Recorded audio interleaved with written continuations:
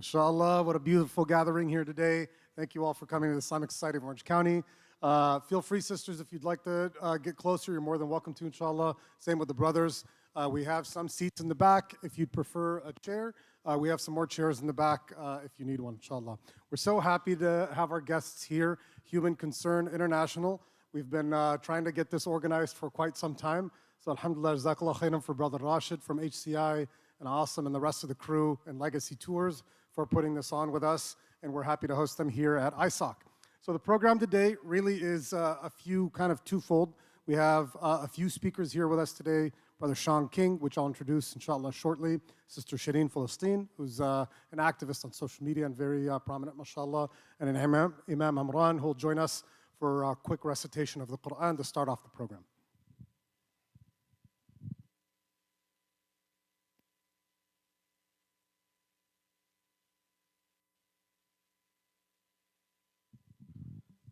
السلام عليكم ورحمة الله وبركاته. أعوذ بالله من الشيطان الرجيم. إن الذين كفروا ينادون لمقت الله أكبر من مقتكم أنفسكم إذ تدعون إلى الإيمان فتكفرون.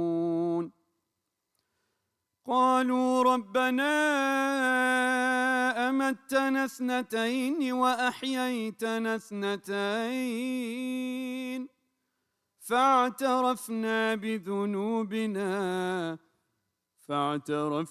بذنوبنا فهل إلى خروج من سبيل.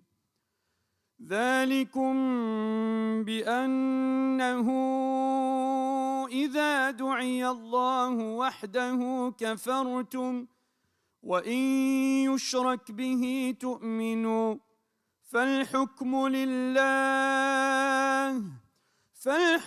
لله العلي الكبير.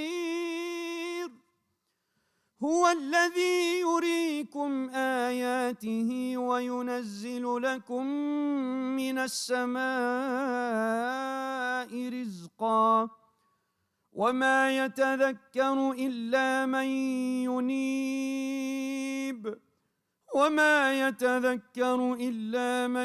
ينيب. فادعوا الله مخلصين له الدين ولو كره الكافرون. رفيع الدرجات ذو العرش يلقي الروح من أمره على من يشاء من عباده لينذر يوم التلاق يوم هم بارزون لا يخفى على الله منهم شيء. لمن الملك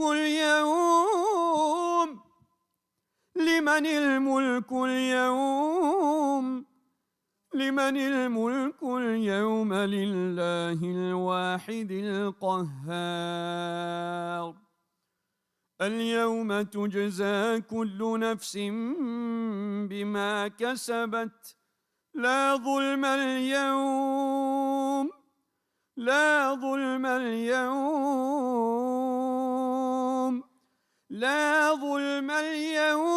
إن الله سريع الحساب.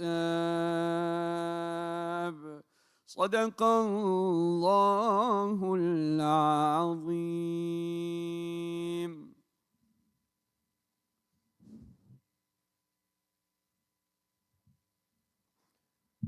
Jazakallah khairan. Tough verses, honestly, to deal with and reckon with. But alhamdulillah, Allah subhanahu wa ta'ala, inshallah, will help us prevail.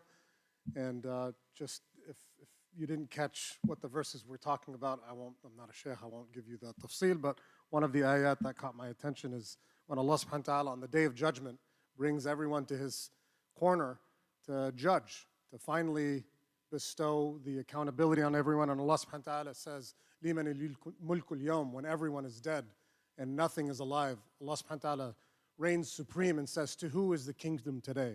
To who is the glory today? And that is something that we should take heed when we're thinking about our brothers and sisters in Palestine. That it might seem like a helpless, hopeless situation, that we are at the bottom of the pit, that it could not get any worse. And subhanAllah, every week as it goes on, we just seem to get worse and worse news. The types of weapons that they're using, the types of atrocities committing, the level of disgust from the IDF, the level of horror that they're committing to innocent people just for being Palestinians or just for being people in their land. So with that being said, really one of the impetus of these programs today was obviously we love Brother Shaun and Sister Shireen and Imam Amran. We had met in Turkey, alhamdulillah, at the Prophetic Strategic Summit. We've been working on getting him out here for quite some time. Alhamdulillah, he's here with us today as long as with the other speakers. Today's session is about where are the Muslims, and the session will obviously is with a focus on what's happening in Palestine, in Palestine, specifically in Gaza. So again, the masjid wants to thank you all for being here today. We couldn't be more excited. We're going to start off the program with our dear sister Shireen Palestine. She's an activist, a healthcare administrator, and she's been in this space for quite some time. I'm reminded that she graduated top of her class, which she hates to share, but it's always good to share the accolades of important people in our community.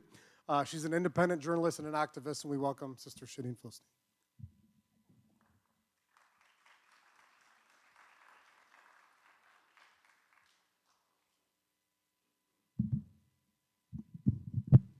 Do I stand? I don't know. Okay. Assalamu alaikum wa rahmatullahi wa barakatuh. Come on, you guys. Assalamu alaikum wa rahmatullahi wa barakatuh. Okay, good crowd, mashallah, mashallah. Okay, so today we're going to talk about going from neutral to drive. And I want you tonight to say it to your face. But before I describe what that is, I want everybody who has a phone to just put your hands up if you have a phone. I want to see all your phones up. I'm sure everyone has one. Ammo, I see you in the back. Yes, there you go. Okay, phones up, phones up. Phones up where I can see them. But this is going to be important for the end of our talk today. Okay, hidu. All right, you can put them down. iPhone holders, hands up. Hands down. Android, hands up. Oh. Come on, you guys. Okay. I'm curious, actually, on the count of 3, my iPhone people, I'm going to say takbir, and you're going to say Allahu Akbar. 1, 2, 3. Takbir. Takbir. Okay. Android people, come on. On the count of 3, say takbir. I'm going to say takbir. You say Allahu Akbar. 1, 2, 3. Takbir. Takbir. Listen, I have an iPhone, but I've used an Android, and Androids are superior. I'm sorry. I'm just kidding. Okay, so in preparing my talk for today about where are our Muslims, where is our ummah, and why we have so much inaction, there were so many things I felt were so important for us to discuss, but my mind kept circling back to this one thing, this hesitation that we have. And so I felt it was urgent for me to discuss the hesitation we have. So when we ask ourselves, where is the ummah, and we're viewing the atrocities that are happening on our phones, one video after the next, what are we doing usually? We're asking, why isn't anyone stopping this?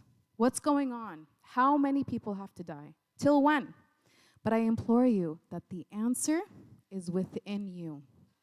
And we know that the ummah functions as one body. And we know this from a beautiful hadith by the Rasul alayhi salatu wasalam, where he says that the parable of the believers, in their kindness, their affection, their mercy and compassion for each other, is that of a body. We are a single body. So when one limb is affected, it's hurt, the rest of the body responds with fever and sleeplessness. So that means when one section of the ummah has a kidney infection, the rest of us have a fever. When another section of the ummah has a cancer, the rest of us are undergoing chemo. And what we... Hello? Okay, and what we can derive from this hadith is that, in fact, this is not a punishment from Allah subhanahu wa ta'ala, that it's out of your compassion, it's out of your mercy, your humanity. This is an attribute of our ummah. So we know that suffering individually is suffering on the global scale. So we go back to this moment of hesitation. This is what I want to talk about today. When we think, why so much inaction? I want you to think, when you remember salah, what's the first thing we do? We hesitate. Such a basic obligation. You know, everyone in this room probably has somebody they look up to, whether it's a scholar, a mom, a dad, a grandfather, somebody who makes praying and their obligations look like the cool water stream, flowing easy. They always meet their obligations, that somehow they can always pray. And how do we categorize them? We categorize them separately from ourselves, okay? That they somehow have it figured out, that they're somehow built differently. And sometimes we can see this when we look at the people in Gaza, that they are built differently. And this is our first mistake. We do not accept that the reality is hard. And we don't have, because we don't accept it, we don't have the tools for it. We don't build the tools for this reality. We keep waiting for another reality, the reality we've created in our heads, that tomorrow will be easier. Tomorrow I'll pray. Next week I'll pray. Next month, next year, New Year's resolution. Today's January, good time to make a New Year's resolution. I'm going to start praying khalas. This week, next week. We don't accept that the reality is, it is hard, and there will never be a better time to act, to pray than now. So I'm starting here with our salah. When we look at the ummah, look at your prayers.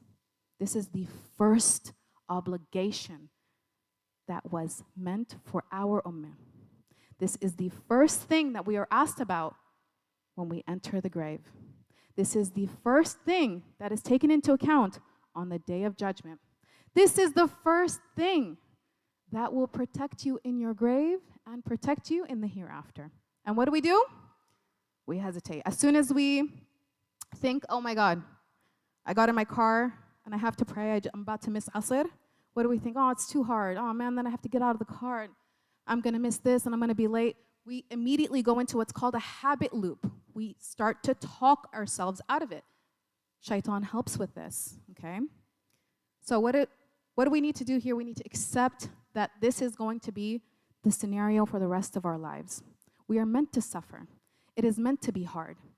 The difference between you and the people that you look up to is not that much. It's just two things. The people that can pray on time and meet their obligations, and Islam seems so easy for them. They accept reality for what it is. It will never, ever get easier than this. That right now is the time to pray. Not tomorrow we start over. Not next week we start over. Right now is the time to pray. So they accept the reality, then build the tools for it. We build the tools for our algorithm, for our aesthetic. That's why we can never hit it right. We can never just get it right every single time. Every week, we keep missing our salah. If you cannot lead yourself in prayer, how can you lead your family? How can you lead your homes? How can you lead your community? How can you lead in the workplace? How can you lead society? And how can we lead the ummah that is so, so weak? We have everything, by the way. We're a fourth of the population on planet Earth. We have merit, we have scholars, we have wealth, we have diversity, we have numbers. And still, we're weak because we cannot conquer ourselves. So when it comes to salah, the first obligation, when you think, oh, I need to pray Asr, what do we say to ourselves? I just sat down. Just 10 more minutes, I'm scrolling. Just 10 more minutes. You know what? When the hour clocks up to the next hour, before I burn the rice, I'm helping my kids. What do we say? Just one more video, just 10 more minutes. So this moment of hesitation, where your brain goes into autopilot, starts talking yourself out of it, I'm going to give you a tool to face this moment, because this is a direct reflection of where our ummah is. We are in hesitation. So I want everybody to imagine that there's a mirror right in front of you. Just pull up a pretend mirror and you're looking directly at yourself, okay? Everybody, you're looking straight at your own face. But you're not looking at the face that you have now. I want you to pull up a picture of yourself. Have you ever seen a photo of yourself where you're really, really tired? Maybe it was on somebody else's phone. And you're like, dang, I look so tired. It almost elicits sadness out of you. You've never seen yourself so tired. Bags under your eyes. Maybe you're noticing wrinkles on your face for the first time. There's a dullness in your skin, a darkness in your eyes. You look really, really tired. Mothers, you will know this a week, 2, 3 weeks postpartum after you give birth. We all have those crazy photos. Think of that and hold that image in that mirror, okay? Just take a moment and see that person, that variation of you, put it in that mirror. Now take another photo of yourself, a photo where maybe you're on a roller coaster, there's a ton of suspense, your eyebrows are high up to your forehead, eyes are really, really open, there's a lot of fear, anticipation, shock, intensity. That look, maybe you got a video from an escape room, you've seen those videos where people are in utter shock, that intense look, okay? Now take that image, okay, and put it with the tired, heavy image of yourself. Put them together and imagine your face on the day of judgment in the middle of your defense in front of Allah subhanahu wa ta'ala as you come up with your excuses for salah. Full screen in front of humanity. Now say it to your face, just 10 more minutes. 1 more video. Tomorrow, I'll start praying.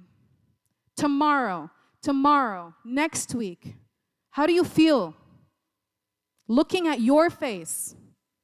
Because although you're imagining this right now, the truth is yourself on the day of judgment is watching you right now on full screen making those excuses. We ask, where's the ummah? The ummah is here. She's hesitating.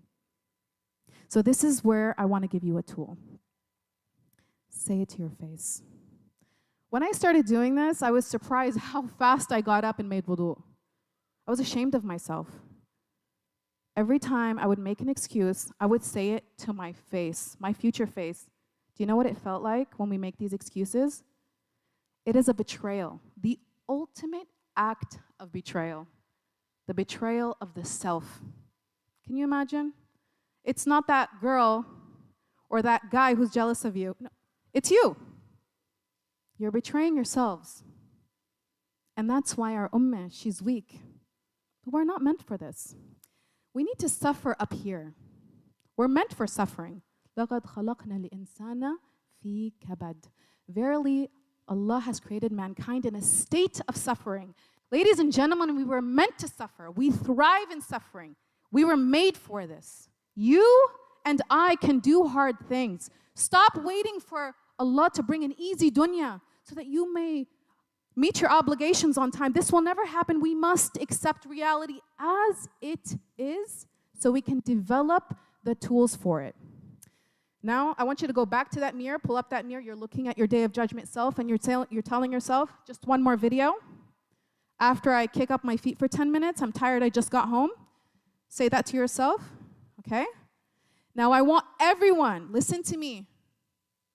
You're going to listen now, okay? We're going to count backwards from 5 to 1, okay? When you make that excuse, I'm sitting here scrolling on my phone. I just kicked my feet up. My kids have been driving me crazy. Finally, dinner is done. The kitchen is done. Maybe not. And I'm scrolling. And I say, oh my God, I have to pray Isha before it gets too late. What do I say? I say it to my face. I imagine myself standing. And then what do?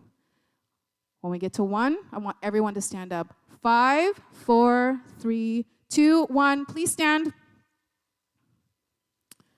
What you have effectively done is broken what we call a habit loop, okay? Now you have gone from autopilot to action mode, autopilot to decision maker. This is called a tool that meets what? Our obligations. Okay, you can sit down. Thank you. This is necessary. It's a simple tool, okay? But it's a tool that addresses a lot of that hesitation. So when you come to think of salah, we think about it like 10, 20, maybe 100 times a day. You're all good people. Who here believes that they're a generally bad person? Nobody. In fact, in your brain, you're a lot better than you think you are, okay? Than you really are in person. Because you're always thinking of the khair that you can do, of the prayers that you should be doing, but we hesitate. So count backwards. 5, 4, 3, 2, 1. You take your brain out of autopilot and into action mode. You stand up. On one stand, go pray. I know this sounds simple, but it is very effective. So when you go home today and you're feeling that hesitation kick in, happens to all of us. Don't think you're too good for it. Shaitan, we're all born with our own shaitan, okay? 5, 4, 3, 2, 1, move. That's it. There's actually science behind this. And what it does is it activates your prefrontal cortex, and this is the part that helps building behavior. It's a tool. Use it, okay? So what if you think, I've just had such a bad week with prayer. Today I missed Fajr, Dhuhr, Asr, and I'm about to miss Maghrib. Khalas, I'll start tomorrow. We have all had those days, right? Khalas, I'll start tomorrow. This thinking, we're doing it again, okay? We start to talk ourselves out of every good deed. We think the amount of bad will overcome the present. This is not true. And I'm going to give you a beautiful hadith, and it's a very hopeful hadith, and I'm going to contrast it with modern Western thinking. And the hadith is, the Rasul ﷺ says, and if the hour is yet to come, okay, and you have a shoot of a plant in your hand, okay, the end of the world is coming. You should be scared. Run, okay? And you have a shoot of a plant in your hand. It's a fragile little plant that can die very easily. And you can plant it. And you know what I love about this hadith? This hadith highlights the importance of now, the heaviness of the good deed, no matter how small. How does this contrast with modern day thinking? You guys remember the term YOLO? You only live once. According to who? According to them. You and I are forever, my friends. I'll see you on the other side. We're not living just this life. We're meant for another, and we'll be here forever. So what do you guys hear this in videos and interviews and movies, and you'll hear in the interview somebody asking, like, if you had 1 hour to live, what would you do? If you had one night, one last night, you hear it in all the music. And unfortunately, it has saturated even our own community. Khalas, you only live once, yallah. It's okay. Shu warak. Yo, say it to your face. It's, even though people, like, when you get the answer, it's actually very destructive. I'm going to do all the crime. I'm going to do all the zina. I'm going to do all the whatever. If I only had 1 more hour to live. And it contrasts the Islamic thinking, our Prophet's teaching. Do good, hurry, even if you're about to die within the hour. What does that remind you of? The people in Gaza. Death is imminent, and here they are praying and building houses and having children and having faith. And we're talking ourselves out of every good deed because we did a bunch of bad ones. An hour ago, we forgot to pray. No, the time is now. It's the most expensive currency you own. No one can take it from you. You can't sell it. You can't buy it. You cannot see it, but everyone has it by evidence of you being here and not in that room over there. You're all alive, okay? So we have to accept the reality. We have to lead ourselves in prayer, and we have to keep reinstating our intention. I just remembered something. Although we know that in Gaza, there is a genocide happening, and Israelis, the IOF is known for celebrating their brutality. They're sick in the way they humiliate and harm us, right? But it's not the only genocide. What it reminded me of, I'm sorry if this is a little graphic. I'm going to try not to say it to the fullest extent, but you'll understand what I'm trying to say. So I think it was back in 2020, there's another genocide happening in Myanmar, in Burma. Does anyone know about that? The Burmese Muslims? Yes. Oh, okay. So in 2020, I believe, there was an escalation in these extremist Buddhist monks trying to ethnically and religiously cleanse the population of Muslims by slaughtering them, okay? And there was a hashtag, and people were uploading these videos, and it was like a peak in what was happening. And so there were people like myself who took it upon myself to, cover the news in Gaza. There was people who took it upon themselves to cover the news in Burma. And so there was this hashtag on Instagram, and I would keep refreshing it. Refresh. And there were so many videos.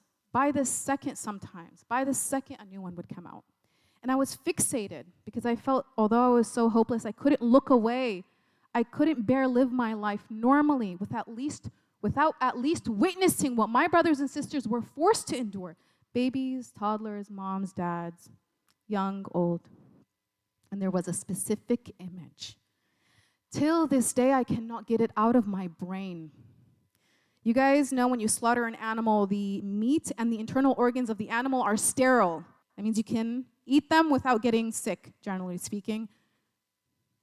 Just chill, okay? Don't go do it unless you have a professional with you. So when you slaughter the animal, some cultures like to eat directly from the slaughtered animal immediately, okay? Islamically, you just drain the blood and this is where you get something like kibaniya. Some people eat kidney. Some people eat liver. Okay? Straight, it's like literally hot out of the animal, out of the carcass of the animal. And the image that I can't get out of my head are these two extremist monks in the woods, it seems. And one of them is sitting on the floor, and there's a wooden stump, and he has a machete, and he's cutting up something. And the guy in front of him is so excited, there's fervor in his eyes. He's so he's laughing, the other guy is laughing like there's something exciting about to happen, and he's cutting up this liver, and he slices the butcher.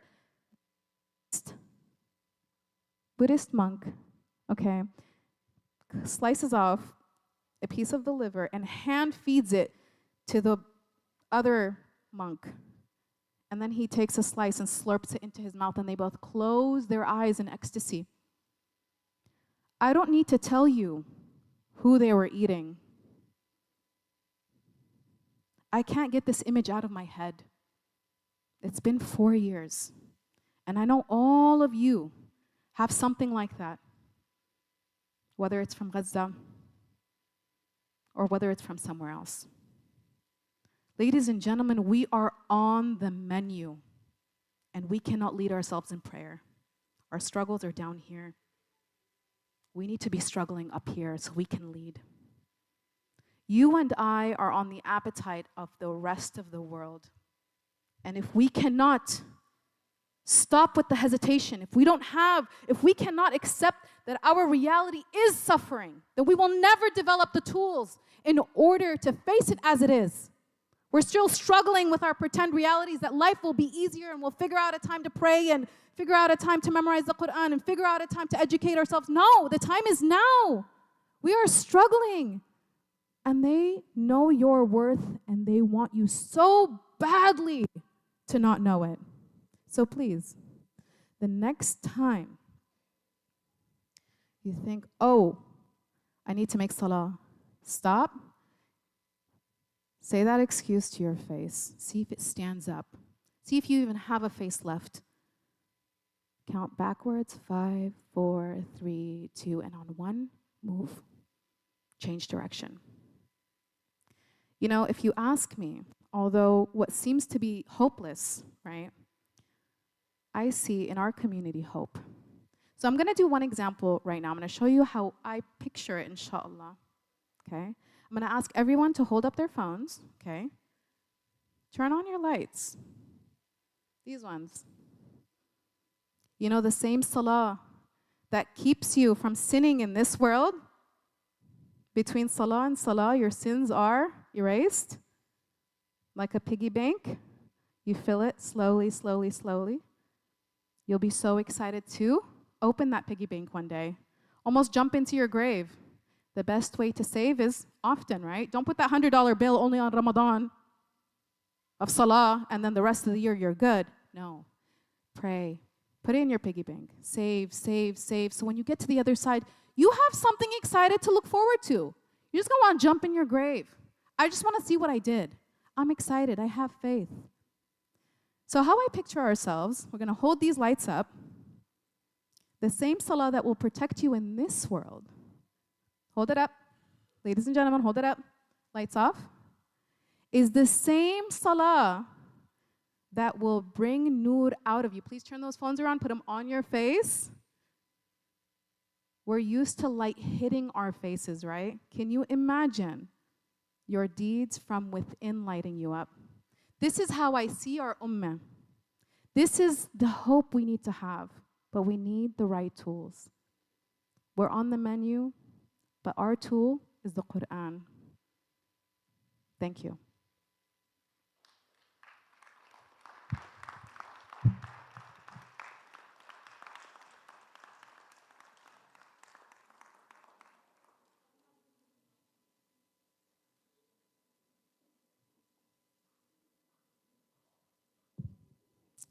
Jazakallah khairan, Sister Shireen.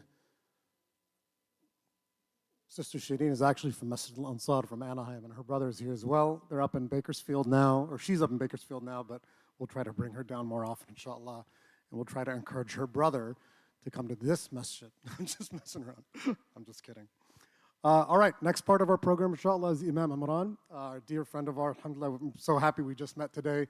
Mashallah, his recitation is very beautiful. Imam Imran is actually the Imam of the Islamic Center of Detroit out in Michigan. He's Palestinian from his origin. He studies the Shafi'i fiqh, actually, with the Azhar's distance program. He is a second-degree black belt. We're in Taekwondo, so we're excited to have him, inshallah, as our guest. Assalamu alaikum wa rahmatullahi wa barakatuh. Are you sure you're excited that I'm a second-degree black belt? MashaAllah. Assalamu alaikum wa rahmatullahi wa barakatuh.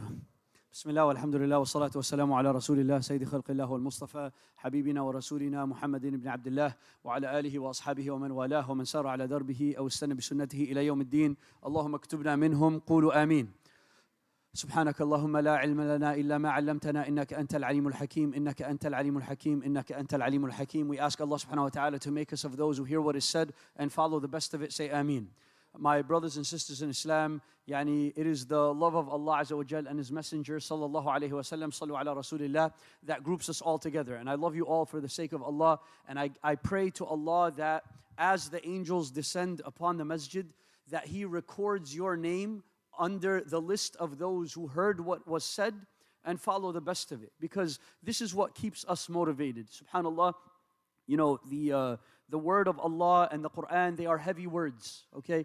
But what allows for us to feel uplifted and to feel light, okay, is by just remembering the scenes from the unseen. Right now, you're sitting in your seat and maybe you are uncomfortable, but subhanAllah, the angels, they are recording. And every second that you are sitting down, the angels, they are making dua for you. ربنا وسعت كل شيء رحمة وعلما فاغفر للذين تابوا واتبعوا سبيلك وقهم عذاب الجحيم.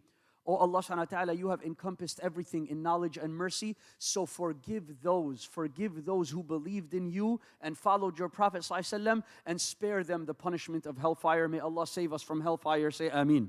My brothers and sisters in Islam, I want to be very light with you and quick because alhamdulillah, Allah subhanahu wa ta'ala honored us with someone of action like our brother Shaun King. May Allah reward him for his sacrifices and allow him to be gathered with النبيين والصديقين والشهداء والصالحين وحسن أولئك رفيقا, with the prophets and with those who fulfilled their covenant and with the martyrs and all of the righteous, and those are the best of companions. That's the groups we want to be with, subhanallah. My name is Imran Salha. I was born and raised in America. I'm from Palestine. I'm from a small village on the outskirts of Ramallah named Deir Jarir. Deir Jarir is one of those old school villages that still has like sheep and lamb roaming around. It's really cool, okay? On October 12th, 2023, one of my relatives, and I actually learned this act from an African-American brother, subhanAllah. They have this habit that when someone is murdered, they mention their name to give their name space. Like this is how they say it. They say, I would like to utilize this moment to mention this name. And, I've been, alhamdulillah, traveling with Brother Shaun for a couple of sessions, and I make sure every session to mention her name. My relative, Randa Ajaj, rahmatullah alayha. She was وَتَقَبَّلَهَا فِي الشُّهَدَاء. She is from my village. She was murdered on October 12th of 2023. This is in the West Bank, not even in Gaza. She was in the passenger seat of her car. Her husband was driving, and her son was in the back seat. In Palestine, in the West Bank, because they like to claim there isn't apartheid, there are even roads that a resident of the West Bank is not allowed to drive on. And on a whim, the Zionist regime can decide and say, you're not allowed to ride this road today. And they can even assign curfews to roads. So after this time, you're not allowed to ride on this road. So I didn't know that. Now, because of a wrong turn that they made, one wrong turn cost this man the life of his wife. One wrong turn, and they shot her and murdered her. And her son was in the back seat. She was 37 years old. She leaves 8 children behind. There are 8 children that are now motherless because of the actions of the illegal Zionist regime. And when I found this out, of course, we're a small village. Not that many, maybe we're 5,000, 7,000 people, small village, subhanAllah. The whole village was shaken. I felt a sense of shame in that moment because I said to myself, Imran, did it take for someone from your own village for you to feel it? Because as the sister just mentioned, you should feel it heavily all the time. Because the Prophet ﷺ, he felt it. Sallu ala Rasulillah. Imagine he's persecuted in Mecca. There is no food, there is no water, they are boycotted. But what does he say? Look at the worry of Rasulullah ﷺ. Who is available to free Bilal? Allahu Akbar. You don't have food, you don't have water. Why are you worried? He heard that there's one man, a slave that is being oppressed because he said, Ahadun Ahad. He said, one God, one God. And Umayyah ibn Khalaf had a boulder on top of him and would whip him in the hot sun. And he would continue to say, Ahadun Ahad. The Prophet ﷺ, in the midst of hunger and all of that, could not take it. And he said, I must do something. Is there any one of you who can free Bilal? And who answered the call? Abu Bakr radiallahu ta'ala anhu. And Abu Bakr radiallahu ta'ala anhu, he went to Umayyah ibn Khalaf and he said, give me Bilal. How much do you want for Bilal? He said, I am asking for 30 golden dinars. Abu Bakr gave him 30 golden dinars. Umayyah ibn Khalaf, he started to laugh at Abu Bakr radiallahu anhu. He said, you're so silly. Abu Bakr said, why are you laughing? You want to start a problem? He was a fierce. A lot of people think that the fierceness was only Umar. No. Umar was a fierce warrior. But Abu Bakr radiallahu ta'ala anhu, you did not want to be in his way when he would become angry. He said, excuse me, why are you laughing? He said, you're so silly. If you would have negotiated with me and said, I want to take Bilal for 1 golden dinar, I would have given him away for 1 golden dinar. Abu Bakr grabbed him and looked him fiercely in the eyes. And he said, this was the command of Rasulullah sallallahu alaihi wasallam. If you asked me for 100 golden dinars, I would have given you 100 golden dinars. Subhanallah. And Bilal was freed. And Rasulullah sallallahu alaihi wasallam died. And Abu Bakr died. And Umar radiallahu anhu received a letter from Sophronius from the Romans in his time while he was the leader of the believers, that we have in our scriptures the name of a man with the letters Ayn Mim Ra that is supposed to receive the keys to Al-Masjid Al-Aqsa with no fighting. Amr ibn al-As thought it was him. But he said, nope, it is you, O Umar. And Umar went to Palestine on a mule with his servant. وَكَانَ ثَوْبُهُ مُرَقَّعًا. And what he was wearing had holes in it. Subhanallah. And he went, and you know the famous story when one of the companions came out and said, Umar, why don't you wear something nicer? And Umar radiallahu anhu punched him in the chest. And he said, نحن قوم أعزنا الله بالإسلام ومهما ابتغينا العزة بغيره أذلنا الله. We are a people that Allah gave glory to through Islam. Anytime we see glory through other than Islam, wallahi, Allah will make our blood cheaper than a soda bottle. Subhanallah. We have glory through Islam. And Umar entered Baytul Maqdis, and then he needed the adhan to be called. And when he needed the adhan to be called, he called upon Bilal, who was in Damascus, Syria. May Allah subhanahu wa ta'ala bring the best of affairs to our brothers and sisters in Syria. Say Ameen. Allahumma ajma' lahum shamlahum. Qulu Ameen. Wa la tushattit alayhim amrahum. Wa la tusallit alayhim man la yakhafuka fihim. Wa la yarhamuhum ya Rabbil alameen. Qulu Ameen. Subhanallah, Bilal was in Damascus. Why? Why did he leave Medina? Because he could not handle making adhan after the Prophet ﷺ died. Every time he would go to make adhan and say, Ashhadu anna Muhammad Rasulullah, he would cry. And Umar said, you must come now to Palestine to make adhan. Bilal enters Baytul Maqdis. You see, if Rasulullah did not think about his brother who was under a boulder being whipped, he could have said, why do I need to care about him? I have my own persecution to deal with. No! I think about my brothers in Kashmir.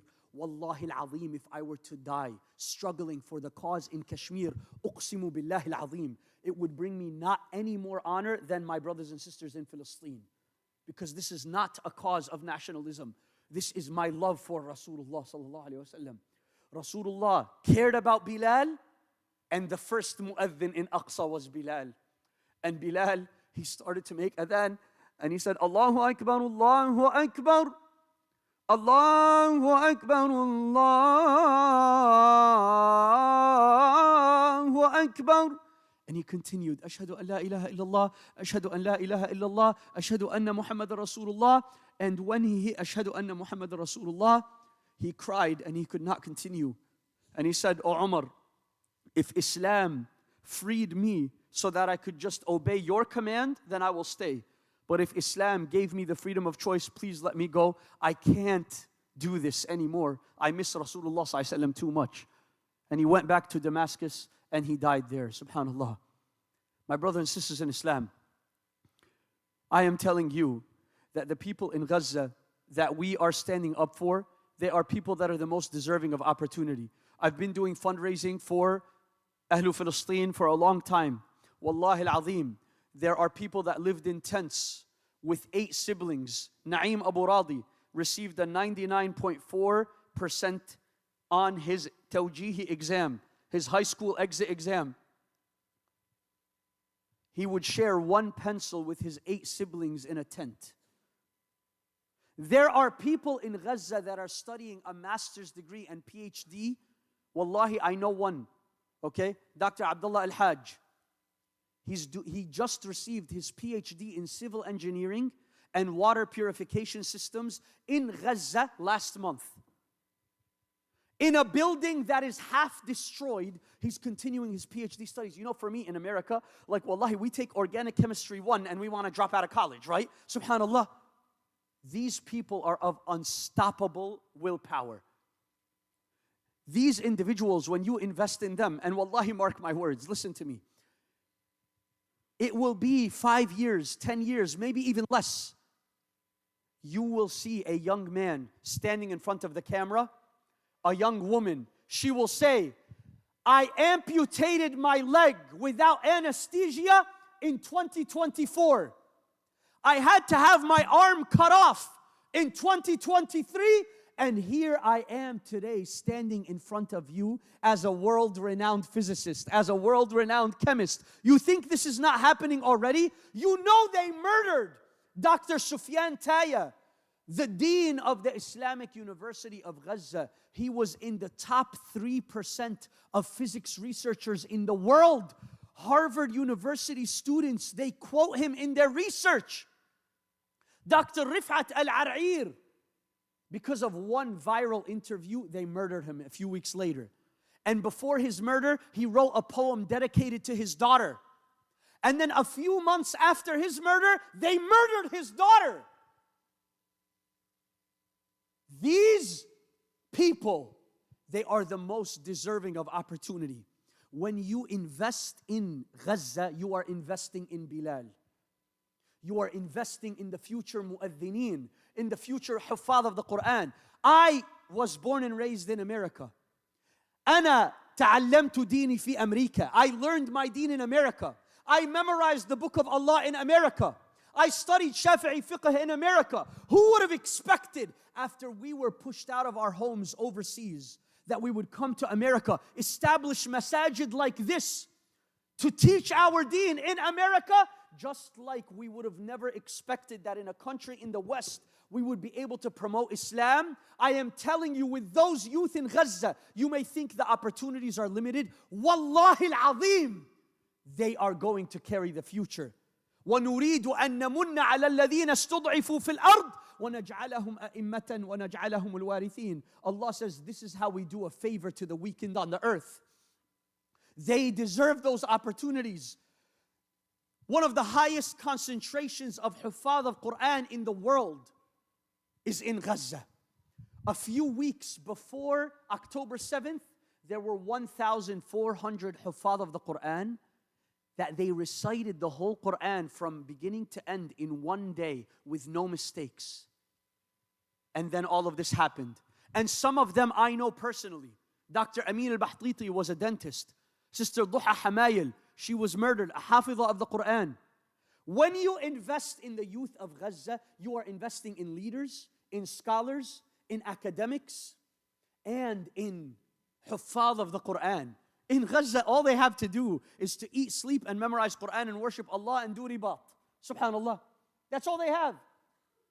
This is where the investment is. And that is why, my beloved brothers and sisters in Islam, I want to share one last message. I came to you, I work as the Imam of the Islamic Center of Detroit. I have a master's degree in construction management. I work in construction. I do some businesses as well in coffee shops. Why am I mentioning this to you? I don't have to be here. I want to be here. Because I know that if I don't do my part, is in delivering what I just delivered to you, okay? If I don't do my part, then I will be the first one dragged by my intestines into hellfire. May Allah protect us from hellfire, inshallah. Say Ameen. Now it is your role to do your part. And human concern is giving you the opportunity. Don't look at the need of the one you're donating to. Like as Zamakhshari rahimahullah would say, لا تنظر إلى حاجة المتصدق عليه بل انظر إلى حاجتك أنت للتخلص من الشح. Don't look at the need of the one you're donating to. Rather, look at your need to destroy cheapness in your heart. Human concern is giving you the opportunity to destroy cheapness in your heart by the following methodology. You pay $600 a year, and it sponsors the needs of an orphan in Gaza, specifically, and the chances are you're sponsoring somebody who memorized a large portion of the Quran and will take their life very seriously. Subhanallah. You sponsor their needs in terms of food, shelter, and education. And Shaun King later on, may Allah subhanahu wa ta'ala bless his efforts, he will relay more info about the vetting of this organization. 100% of your donation goes to the cause. Human Concern USA is doing excellent work. And I'm telling you this as a third party that does fundraising for many organizations. So I am telling you right now, $600 sponsors an orphan for an entire year. So I need the first brother, bi'idhnillahi ta'ala, to sponsor 30 orphans for $18,000, bi'idhnillahi ta'ala. 30 orphans for $18,000. May Allah subhanahu wa ta'ala bless you all in your health and your wealth. Do not hesitate, because Allah Azza wa Jal is looking at you now. And guess what? The angels are coming down and they are saying this dua right now. We are looking for, you watch the shows like Ortogol. How many of you watched Ortogol? Okay? When you see him on the horse, mashallah, and he's on the sword and he has the axe and he throws it, you're never going to have an opportunity like that. Okay? You're not going to throw an axe at anybody and feel cool like that. Okay? This is the moment though where you show up. This is the jihad. The jihad against cheapness and the jihad of al-mal, of our wealth. Where is the first brother, bi'idhnillahi ta'ala, or sister, to commit to $18,000, inshallah? You don't have to pay it in one shot. You could pay it over the course of a year, inshallah. Do not hesitate. They deserve this opportunity. 30 orphans making dua for you, and the angels, they come down. And right now, this is not from me. I'm giving you Rasulullah sallallahu alaihi wasallam's words. Trust his words. He said, Allahumma a'ti munfiqan khalafa. Oh Allah subhanahu wa ta'ala, anybody who gives, give them more. And he also says that the angels say, Allahumma a'ti mumsikan talafa. Anybody who does not give and is capable, hold back from them. May Allah protect us. Say Ameen. Where is the first individual, bi'idhnillahi ta'ala, for $18,000? May Allah subhanahu wa ta'ala reward you all and bless you all, bi'idhnillah. And if you would like to give it privately, you can log on to the website, bi'idhnillahi ta'ala, and donate as well, inshallah. This QR code you can scan to donate, bi'idhnillah. You could donate it privately, bi'idhnillahi ta'ala. We will go down to $12,000, inshallah, for 20 orphans. $12,000, less than $1,200 a month. Who will commit to this, bi'idhnillah, from the brothers or the sisters, inshallah? And mashallah, I looked at your parking lot. You have very nice cars, mashallah. May Allah bless your wealth. So I know that you are capable, and there is at least one brother or sister that will be able to do, inshallah, $12,000 for 20 orphans. Where is the first one, bi'idhnillah? And also, let me just say, after we boycotted Starbucks, Batticha Chino, Mochaccino, you have some more money in the account because now you're not paying for the overpriced burnt coffee that you used to waste your money on, mashallah. So where is the first individual, inshallah, to donate, bi'idhnillahi ta'ala? And inshallah, like I said, if you would like to donate it privately, you can scan the QR code, bi'idhnillah, and may Allah subhanahu wa ta'ala reward you all, inshallah. We will go down for 10 orphans. $6,000, $600 a month. Where is the first brother or sister? And listen, if you cannot do it yourself, don't be nervous. When you go on the WhatsApp groups and you send jokes that you think are funny, wallahi, you're not that funny, okay, first of all. It's okay. Let me just let you know, you're really not that funny. But instead of doing that, what you can do, inshallah, is you could send them a message, say, there is this guy, he keeps yelling at us, okay? Please help me out. We need 10 people. Guys, we're 10, each one of us $6,000. If each one of us gives 600, we will cover it, bi'idhnillah. So where is the first one to commit? And you commit, Allah will help you. The Prophet ﷺ says, whoever makes a financial commitment and then asks Allah for help and sincerely wants to fulfill that commitment, Allah will help him make that commitment. So where is the first one to start the night off with a strong donation? And everybody who donates after it, you will receive a share in their ajr. Where is the first one, bi'idhnillahi ta'ala, for $6,000, mashallah. And if you're a young youth, raise your hand on behalf of your father. I'll talk to your father after, inshallah. Don't worry about it, okay? Where is the first one, bi'idhnillah, for $6,000? This is California, California. Mashallah, takbir! اللهم ارزق له الجنة قولوا آمين اللهم بارك له في ماله وأهله وولده يا رب العالمين قولوا آمين تكبير. By the way, when I say takbir, Allahu Akbar, you say it for free of charge. Wallahi, nothing will be removed from your bank account. I promise, okay? You're safe, inshallah. May Allah subhanahu wa ta'ala bless this brother and reward him and increase him in health and wealth, inshallah. Say Ameen. MashaAllah, we need the second donation, bi'idhnillah, for $6,000. May Allah bless you all in your health and your wealth. I know that, subhanAllah, everybody has problems, right? Sometimes when we talk about politics and the affairs of the ummah, we feel shy to think about our own problems. No. I want you to think about your problems. But do you believe in the unseen? Do you? Do you believe in Allah? You know what your Prophet Muhammad ﷺ said? If you have a problem, you want to fight it?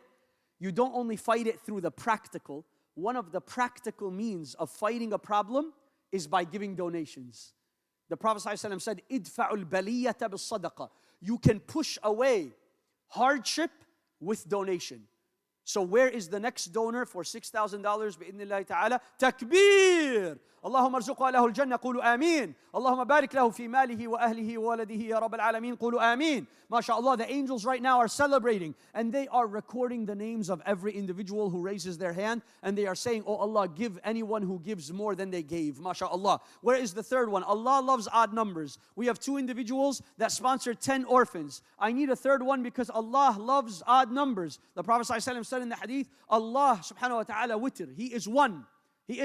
So Allah, because of this oneness, He loves odd numbers. So where is the third, bi'idhnillahi ta'ala, donor? We have 2 brothers. We need, mashallah, from the sisters now. 1 donor, bi'idhnillahi ta'ala, for 10 orphans. You commit, you push it on your friends, impose. Don't worry, this is something worth having awkward conversations over. Okay, hey, I committed to $6,000. I need a couple of friends to help me out with this. Don't worry, Allah will reward you for that awkwardness and you will find that it is a lot smoother than you thought it would be. Where is the next donor, bi'idhnillahi ta'ala?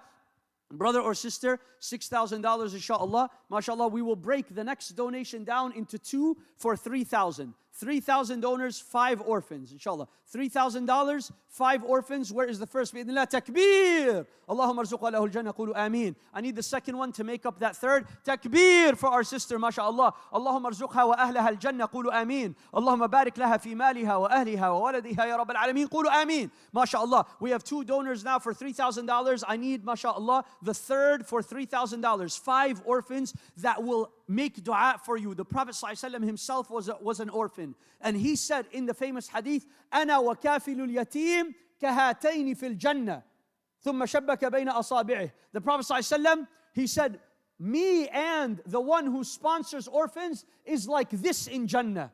You want to be like this with Rasulullah sallallahu ta'ala alayhi wa sallam? Inshallah, Allah will gather us with Rasulullah sallallahu alayhi wa sallam. These are the deeds that on the day of judgment you will feel proud of. Imam Ibn al-Jawzi rahimahullah says, listen, are you going to die? I am going to die. We are going to be alone in the grave.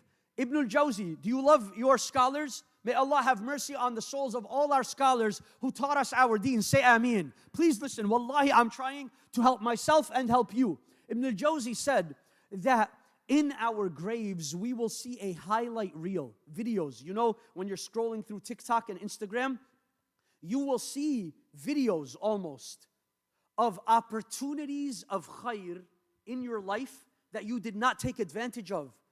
I'm afraid for myself and for you that you will see this in your grave and wish you did something. On the day of judgment, the man who donated half a loaf of bread will wish he donated the entire thing. This is your opportunity. There is one person in this room that is next on the list of Malakul Maut. There's somebody here that is next. It could be me. There's somebody here that is next on the list of the angel of death to take their soul. May Allah subhanahu wa ta'ala have mercy on our souls when we reach that time, inshallah. Where is the next donor for $3,000 to sponsor 5 orphans, bi'idhnillahi ta'ala? To be next to Rasulullah sallallahu ta'ala alayhi wa sallam. That, mashallah, takbir. اللهم ارزقها أهلها الجنة قولوا آمين. اللهم بارك لها في مالها وأهلها وولدها يا رب العالمين قولوا آمين. MashaAllah, we have the 3rd donor. MashaAllah, the 4th. Takbir. Please, if you raise your hand, just raise it for a little bit of an extended time so that our volunteers can give you the pledge form bi'idhnillah. And remember, when you pledge, you're pledging in front of Allah. It's not about the people who see you. Yani, we're not the IRS. We're not going to chase you with a stick, okay? But you made this commitment in front of Allah. Please fulfill your commitment. Because Allah Azza wa Jalla says in the Quran, Ya ayyuha alladhina amanu, awfu bil-uqud. Fulfill your pledges and fulfill your commitments. MashaAllah. We have 4 donors for $3,000. Bi'idhnillahi ta'ala. I am looking, bi'idhnillah, for the last donor for $3,000 for 5 orphans. And then we will go down and build some momentum, inshallah. We need the 5th donor for $3,000. Yes. The masjid will do 2,000? 6,000, mashallah. The masjid itself will donate $6,000. Takbir. اللهم بارك في هذا المسجد يا رب العالمين. اللهم احفظ هذا المسجد يا رب العالمين. قولوا آمين. May Allah protect this masjid and preserve this masjid بإذن الله تعالى. And may Allah subhanahu wa ta'ala reward this brother for this beautiful intention, inshallah. May Allah always make this masjid a beacon of khair, inshallah. Say Ameen. طيب, alhamdulillah rabbil alameen. Now we will go down, inshallah. So we said it costs about $600 to sponsor an orphan, bi'idhnillah. So now I want 2 orphans at $1,200, bi'idhnillah. 2 orphans, we did 5, now I want 2, $1,200. MashaAllah, the first one is a sister, takbir. اللهم ارزقها أهلها الجنة قولوا آمين. اللهم بارك لها في مالها وأهلها وولدها يا رب العالمين قولوا آمين. The second one, inshallah ta'ala, for $1,200, less than $120 a month, MashaAllah, takbir. اللهم ارزقها أهلها الجنة قولوا آمين. The third, where's number 3? 1,200, MashaAllah, 3, MashaAllah, takbir. Number 4, bi'idhnillah. Number 4, takbir. Number 5, 1,200. MashaAllah, takbir. Number 6, bi'idhnillah ta'ala, takbir. Brother, are you raising on your behalf or on behalf of your father? MashaAllah, takbir for you and your father. MashaAllah, takbir. May Allah subhanahu wa ta'ala make him a leader for the righteous. Say ameen. You know, by the way, one time I raised my hand on behalf of my father. Actually, I don't want to tell you what my father did to me, okay? Inshallah khair. So we need, mashallah, we have number 6 for $1,200. We need 7, 8, 9, 10. Okay, 7, 8, 9, 10, bi'idhnillahi ta'ala. 4 more at $1,200. You unsubscribe from Disney Plus and Netflix, and you pay this instead, inshallah, because they bumped up their prices a lot, okay? Yani, it's not worth it anymore. So we need 4 more for $1,200, less than $120 per month. Where are the first of the 4? Bi'idhnillah. The first, mashallah, takbir. Allahumma arzuqa lahul jannah, qulu ameen. What's wrong? Yani, are you tired? Do you think I'm not tired? Yeah, I've been talking this whole time. If I say takbir, you say Allahu Akbar. Takbir.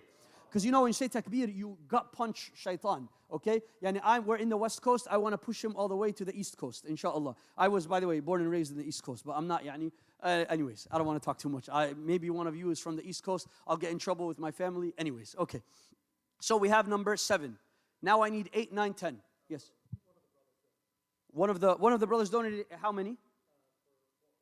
For 4 orphans, mashallah, takbir! 4 orphans. So we have now 8 and 9, and we need one last one for $1,200, mashallah. One last one, khitamuhu misk, for $1,200. One last donation. Do not hesitate. This is the last donation, mashallah. And we have a sister, takbir! اللهم ارزقها لها الجنة قولوا آمين. اللهم بارك لها في مالها وأهلها وولدها يا رب العالمين قولوا آمين. طيب, we need inshallah now one orphan, $600, and let's make this fast, okay? $60 a month, ittaqullah. Fear Allah subhanahu wa ta'ala. This is something we are capable of, and this is Gaza. My brothers and sisters, wallahi, we watched, do you think, really, can I ask you a question? Do you think we're allowed to donate in the same way before October 7th of 2023 with the same intensity after? When Allah shows you, wallahi, your salah should be different. After you saw what happened to Khalid Nabhan and his granddaughter, Reem, Ruh al-Ruh, the soul of his soul, there's no way when Allah shows you more, you're supposed to do more. Allah does not show you more for Hollywood and for theatrics or for you to cry. The tears are supposed to yield action. So now we need, bi'idhnillah, $600, one orphan. Where is the first? Takbir. The second, mashallah. The third, mashallah. The fourth, bi'idhnillah. Takbir. Allahumma arzuqna lahum al-jannah. Qulu ameen. The fifth, the sixth, mashallah. The seventh, the eighth. Where is the eighth? Bi'idhnillah ta'ala. $600, $60 a month. Wallahi, Allah will ask us about everything that we spent on. There are silly purchases that you make probably on TikTok shop. Trust me, it happened to me. Unfortunately, I have too many bad stories. My wife, she makes fun of me a lot, but it's okay. I made tawbah to Allah. I will no longer purchase from there anymore. But we need to remember, how many purchases did we not hesitate to buy the latest espresso machine or the iPhone or how many?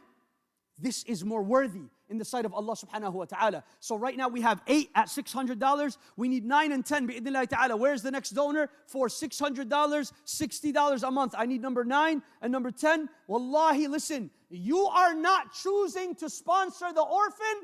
Allah is choosing the sponsors of the orphans now. You are not choosing. Allah is choosing. You know how the mashayikh, they tell you, when you go for umrah, you did not choose to go to umrah. Allah invited you and you accepted. That is the same with every worship that you do. When you come to salah, you did not come. Allah invited you.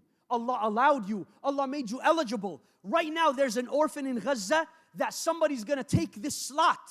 Either it is you or someone else. Where is the next donor? Bi'idhnillahi ta'ala. Number 9, $600, less than $60 a month. Another 2 more, mashallah, takbir. Allahumma arzuqhum lahum al-jannah, qulu ameen. Allahumma barik lahum fi malihim wa ahlihim wa waladihim ya rabb al-alameen, qulu ameen. Mashallah, we just hit 10 donors at $600, bi'idhnillahi ta'ala.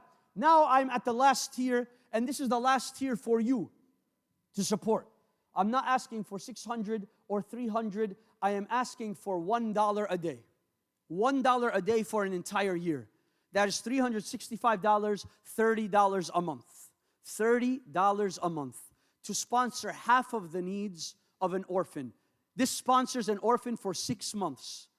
I need a few of these. Let us get at least 10.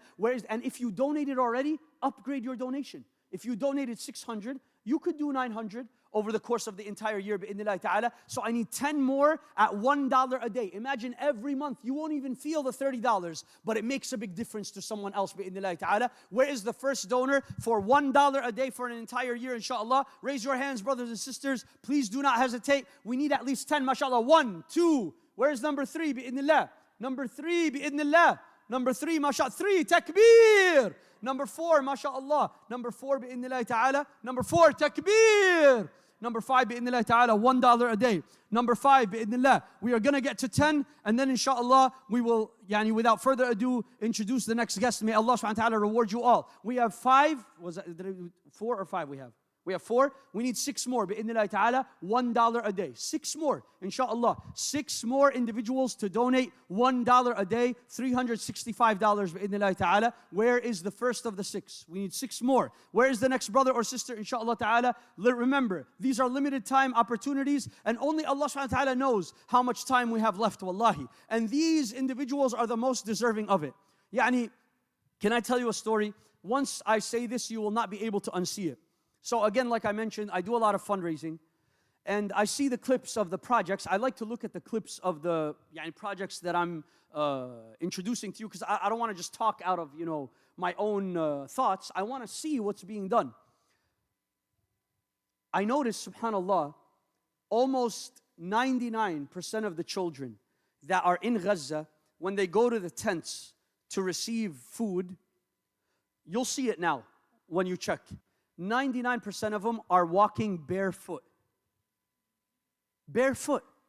This was both in the scorching hot sun and in the freezing cold. No shoes. Billah alayk. I just had a daughter. Alhamdulillah Rabbil Alameen. Allah blessed me with a daughter 10 months ago. May Allah subhanahu wa ta'ala bless all of the children of the believers. Inshallah, say ameen. Wallahi al-azim, there's no more satisfying feeling on the planet than seeing your child safe and in satiety. They have their food, they have their needs, they have their shelter. Have you ever been afraid for your child not to have shoes? Shoes they don't have. La ilaha illallah. What are we going to do with all of the luxury that we've been blessed with? And some organizations came up with a campaign called Shoes for Kids, and they distributed shoes in Gaza. SubhanAllah. This campaign suffices their needs: food, shelter, and education. We need 6 more people to donate $1 a day. Upgrade. All 6 are given. MashaAllah. Takbir! Takbir! Takbir! If you're not going to raise your hand for a donation, at least give me your voice. Takbir! Takbir! تكبير اللهم أعط منفقا خلفا قولوا آمين اللهم بارك في هذا المسجد قولوا آمين. May Allah subhanahu wa ta'ala reward you all. My beloved brothers and sisters in Islam, I am reminding you all with one last piece of advice. You see this QR code? Okay, I am telling you all, لا تخرج إلا وقد تصدقت. Don't leave without donating something, even if it is $1. Why? It's out of respect to Allah subhanahu wa ta'ala. Oh Allah, this is a good initiative. I trust, mashallah, their efforts. Oh Allah, I don't want to not be a part of it. I want to show you that when I saw a good initiative, I also took part in it. Subhanallah al-azim. May Allah subhanahu wa ta'ala bless you all and reward you all for your patience. Please donate more. Donate. When you hear Shaun King speaking, the way that you show Allah gratitude for the emotions that you will feel is by donating. The action item today is in donation. If you feel inspired, the inspiration is not for you to only share on Facebook. The inspiration is not for you to talk about it on the dinner table tomorrow. The action item, if you are inspired, is to donate. May Allah subhanahu wa ta'ala be with you all. May Allah subhanahu wa ta'ala write this on your scales on the day of judgment, inshallah. Wallahi, it was an honor being with you all tonight, especially in this good weather in comparison to Michigan. Subhanallah al-azim. May Allah bless this state and bless your masjid and bless all of your affairs. Buriktum inshaAllah. Wa jazakumullahu khairan. Wassalamu alaikum wa rahmatullahi ta'ala wa barakatuh.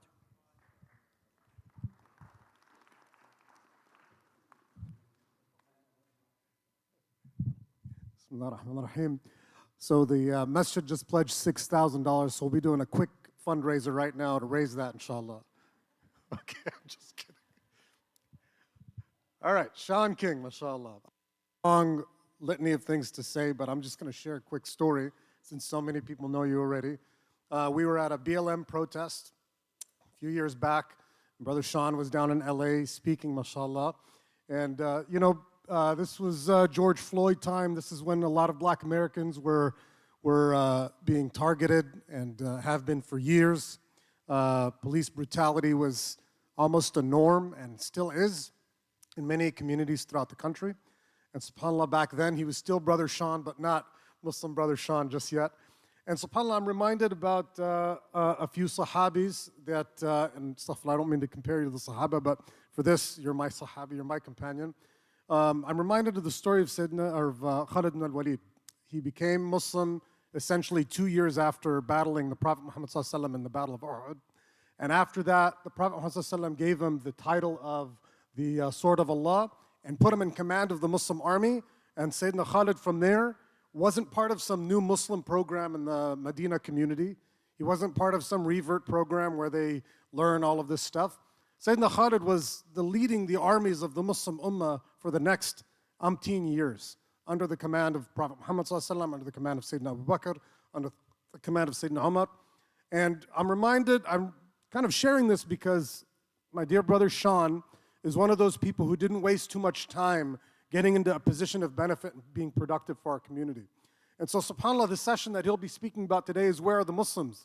And this is this should be an eye-opener for all of us because, subhanAllah, the brother just became Muslim recently. But I remember at this rally, me and my best friend Salim were sitting there listening to Shaun. We looked at each other and we're like, man, is this guy Muslim? We should go give him some dawah. This guy sounds like he's Muslim. And then, subhanAllah, months later, we welcomed him in our ranks. So without further ado, Brother Shaun King.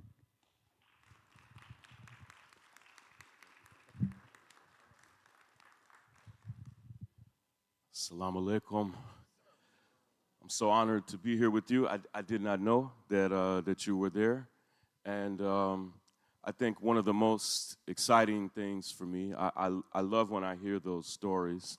One of the most exciting things for me when I travel is I always meet sisters and brothers who tell me, I met a brother yesterday who told me over 20 years ago he was praying that I would become a Muslim.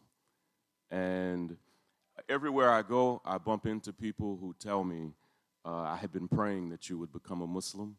And to me, while it's sweet and it's kind, it's profound for me because I see it as proof that Allah hears us and answers our prayers. I didn't know you.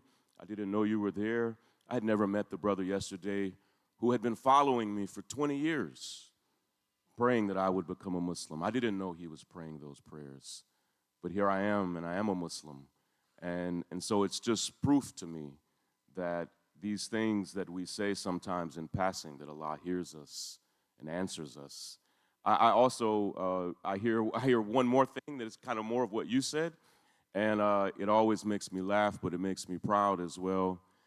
I hear people all the time say, Shaun, I saw you take your Shahada with Sheikh Omar Suleiman. And he said, I was so confused because I thought you already were a Muslim. And when I hear that, I'm proud of that because if my life in any way reflected the values that you hold dear, that's precious to me. And I'm honored always to speak in the masjid. Many of you may not know this, but I was a pastor for almost 15 years. And which is the equivalent of being an imam. I went to Christian seminary, and I was even a pastor in Orange County. All the way back in 2011, that was the last time I was on the staff of a church here in Orange County, and my family had moved from Atlanta to Orange County, and I never imagined, I thought that I would be a pastor for the rest of my life. And I never imagined that I would be here. I want you to hear from me first and foremost how happy and proud and satisfied I am. My wife is, my family. Every day is full of learning. There are days where I have significant regret, where I'm 45 years old, and there are days where it dawns on me that there are things that I just won't have time to learn, that I will pass away probably before I learn Arabic. I have had the best Arabic teachers in the world volunteer to help me, and I must be the world's worst Arabic student. Every time I see it, I just see beautiful art. My brain only sees art. And but I struggled with Spanish, I struggled with French. There's like a piece of my brain missing that processes other languages. And I just think sometimes, had I become a Muslim much sooner, there would be things I would know, things I would see and understand, places I would have been. But I remember something that Sheikh Omar said to me right before I got up to take Shahada, which was just on the eve of Ramadan last year. I had told him, that I wished I had done this a lot earlier, and he said, Shaun, I've been praying that this would happen for the past 10 years. We had been friends for 10 years. And I told him, I said, man, had you told me this 10 years ago, I might have been a Muslim 10 years ago. And he said to me, and I repeated to myself 10 times a day, he said, Shaun, it's the timing of Allah. And I have to remind myself of that. You know, there's our plans and there are plans of Allah. There are our strategies, there's our timing, and there's the timing of Allah. And so there are blessings I have started to understand and accept at becoming a Muslim at this age. Many of you may not have heard this story, but if you will indulge me for a moment, I was 15 years old, and I grew up in a small rural town in Kentucky. And for the previous 2 years, I had dealt with just overt racism in our school and in our town, and me and a lot of my friends. And on March 8th of 1995, and I see my life in some ways like before that day and after that day. On March 8th of 1995, a group of racist white students at my high school assaulted me so badly that I missed all of my sophomore and all of my junior year of high school recovering from those injuries. I had 3 spinal surgeries and fractures in my face and ribs. Right now I have a sinus infection. My sinuses were damaged in that assault, and so I'm always getting these infections. And while I was recovering, I was probably a year in. I think I'd had 2 spinal surgeries at this point. While I was recovering, and I'm so grateful that my dear friend Willis brought me the autobiography of Malcolm X. Now, I had been watching at home. I had like who here is over 40 years old? Anybody over 40? Do you remember like the little bitty televisions that had like a VCR at the bottom? I had one of those. It was black and white. Like that's so.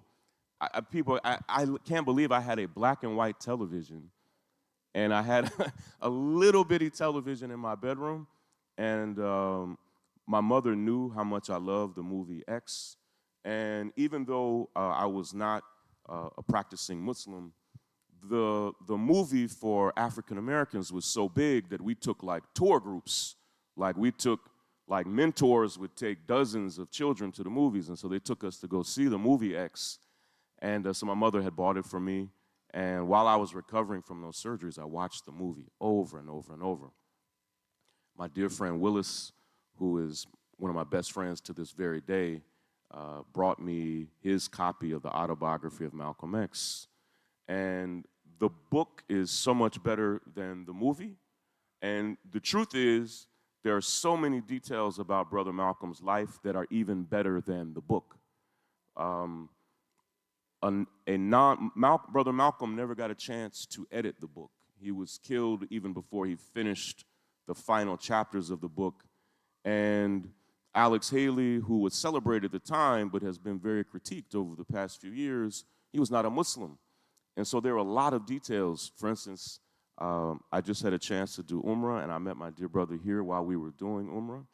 And Brother Malcolm spent time in Medina, and Sheikh Omar showed us the places where Brother Malcolm went. Well, that's not in his autobiography. It's really not in any book. Sheikh Omar had to search journal entries to even find this. And reading the autobiography of Malcolm X made me want to be like him so badly that me and several of my friends started trying to speak like him, sound like him. We thought to be like him meant to be serious, and so we all got very, very serious, and I've been serious ever since. And me and a young brother named Calvin, I remember us talking about this, thought that the best way we could be like Brother Malcolm was to be a Muslim. And this is in 1996, while I'm recovering from the second surgery. Then finally we recover, and we search and search. This is pre-Google, and our brains are so connected to the internet that you may forget there was a time where if you didn't know something, you just didn't know it. or maybe you had like a set of encyclopedias at home. Well, there was no way for us to find a local mosque. We literally did not know how to do it. And again, for the kids in the room, this would be so weird to you, but strangers used to bring big books full of phone numbers and drop those books off at your house. And here's what's so weird, is everyone's phone number was in the book with their name. Like, everyone's number was just available. You could pay to opt out of the phone book, but no one did that. And we struggled, and we finally found a masjid called Masjid Bilal in Lexington, Kentucky. And back then, I was like the local king of prank phone calls. Many of you, if you were a good Muslim teenager, you don't know what that is. It's just, for instance, I can't even, it's so, the stuff we would do on our prank calls are so terrible. I was about to tell you something I did, and then I just felt the weight of being in the masjid, and I can't even tell the story. But I was always willing to call anyone. And so we called the masjid, and I told him basically what I just told you. I told him a little bit of my story, that I was a high school student, and I had a friend, and that we had read the autobiography of Malcolm X, and we wanted to become Muslims. And he said something to me that, he might as well have said, young man, I have a check for $10,000 waiting for you. Because what he told me was even better. He said, if you come up here this Friday, I will write you an excuse and you won't have to go to school. And I heard him and I thought, hold on. And I asked him, I said, do you mean I don't have to go to school all day? He said, just come up here and I'll write you an excuse, and we have prayer on Fridays. And the way this brother was a former member of the Nation of Islam, and a lot of the early members of this masjid were also former members of the nation. And he understood what made sense to me, and he said, young man, Friday is like our Sunday. And so we went up there for 3 straight Fridays for Jumu'ah prayer, and we would get an excuse, and we were so happy to not go to school on Friday. And then on the 3rd Friday, we realized that the school just knew that's where we were going, and they weren't checking our absences. So for every Friday moving forward, we just skipped Jumu'ah and stayed home. For like 100 Fridays. I didn't go to school on Friday, I think, for the rest of the year. And I also did not go to Jumu'ah. You look more ashamed than I expected. I tell that story because I'm grateful to Allah that I did not first learn what it means to be a Muslim from anyone other than Brother Malcolm X, anyone other than the local imam. And this was a beautiful 360 moment for me. My 17-year-old niece last summer also became a Muslim, and she lived back in Kentucky where I grew up, and we wanted to introduce her to a local masjid. So we looked up Masjid Bilal, which is now a very large, thriving masjid in Lexington. And it was just, I didn't remember, and I searched and searched and searched. I could not remember the imam's name, but I knew that I would know him if I saw him. And he had retired, he wasn't on the website. And we got up there, and he was there, and his son recognized me. And the imam who had retired, he also recognized me, but not from Jumu'ah from 1996. He had seen me take Shahada, and he saw that on Facebook. And I introduced myself to him, and I realized then and there that he didn't know that we had met before.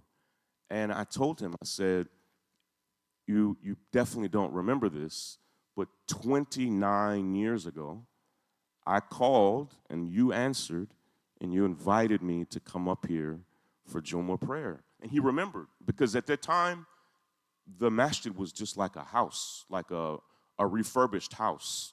And the number, I think, was just his home phone number. And I had actually went to a YMCA and worked out with him one time as a teenager. And he remembered this. And he told me, he said, I cannot believe the young man who I saw in 1996 is the same person that I saw take Shahada. And I started to cry because I didn't think I would get to see him, but I just saw how Allah was bringing my life in a full circle moment. And I'm just grateful that maybe had I continued with my dedication back then, maybe I would have fallen off. Who knows how my life would have changed. I don't know if I would be here. I don't know if I would be who I am today. But I trust Allah and I trust the timing of Allah. And I have found a few things challenging. But primarily, people often say, they'll say something that as a Christian I never heard. People will say, Shaun, I pray that Allah will make it easy for you. That's a beautiful prayer. And it's not, I think it's something that only Muslims say to each other. As Christians, that was not anything we ever said. I have a lot of Christian jokes, but I don't want to be rude, but most Christians don't pray. And so rarely would any Christian tell me anything about their prayers. It's just not a habit of Christians the way it should be. But when literally, I think an hour or so after I took Shahada, Sheikh Omar made a request of me. And he said, Shaun, he said, I know you were a pastor for 15 years. And I've seen some young Muslim teenagers do this as well. I became a teenage preacher, a Christian preacher. So I had been preaching and pastoring my entire adult life.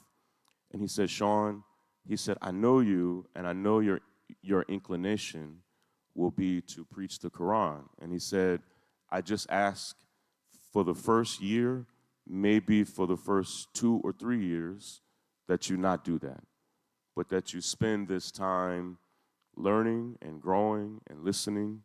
And as much as that may be your natural inclination, don't jump right in part because he said, if you get something wrong, people will hold it against you forever and ever and ever. And he said, so just study and grow and learn, and that's what I've been trying to do. I've pretty much abandoned social media altogether, and maybe one day I'll get back and do more. I don't think that I'll ever return back to Instagram. They've told me and my attorneys that that's a permanent, lifelong ban from the platform, and I don't care. I feel no sting of that. In fact, maybe you've heard me say this, I've gotten to the point where I'm glad they banned me because I don't trust myself enough because I know the order of how it happened. I know that I was banned in December of 2023 and that I became a Muslim in March.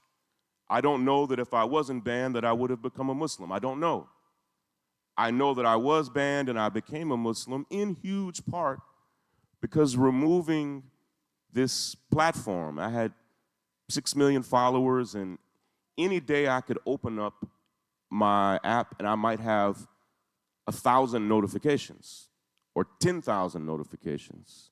Or I may have a post that might have 25,000 comments or 200,000 likes. And you suddenly, when you get caught up in this, you begin living for those likes and posts and comments. And you then begin wanting to see famous people from all over the world followed me. And you would want to see, did Cardi B like a post of mine? By the way, she called me many times and asked for advice on how to speak about Gaza. And so, but you would want to see, did so-and-so see this, or did they comment on this? And instantly, all of that was gone. hundreds of conversations that were wonderful conversations I was having were just gone. And my life became very, very quiet very quickly.